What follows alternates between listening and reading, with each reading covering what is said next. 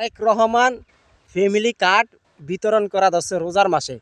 তো এই যে তারেক রহমান ভাই, আমি আপনার কাছে অনুরোধ করছি, আমার এই ভিডিওটা মনে হয় হয়তো পাবলিকে শেয়ার করবে না, আর আমার ভিডিওটা কেউ শেয়ার করতে চায় না। আমি যে সত্য কথা বলি এই জন্য আমার ভিডিওটা কেউ শেয়ার করে না।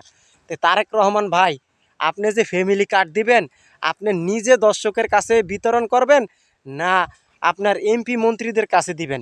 এমপি মন্ত্রীদের কাছে দিলে তো আপনি জীবনও পাবলিক পাইবে না। আপনার ফ্যামিলি কার্ড পাবলিক জীবনে পাইব না, সাধারণ জনগণ পাবে না আপনার ফ্যামিলি কার্ড। কি লিগে জানেন? আপনি নেতা খাতাদের হাতে দিবেন, আপনার ফ্যামিলি কার্ড জনগণের কাছে পৌঁছাবে না। তা আমি চাই যে আপনি নিজে যাইয়া কয়জন আপনার কর্মকর্তা নিয়ে যায় আপনি তাদের কাছে, সাধারণ জনগণের কাছে ফ্যামিলি কার্ডটা পৌঁছিয়ে দেন। কিন্তু আপনি যদি আপনার নেতা খেতাদের হাতে দেন ফ্যামিলি কার্ড, তাহলে তারা কোনো দিন ফ্যামিলি কার্ডটা পাবে না।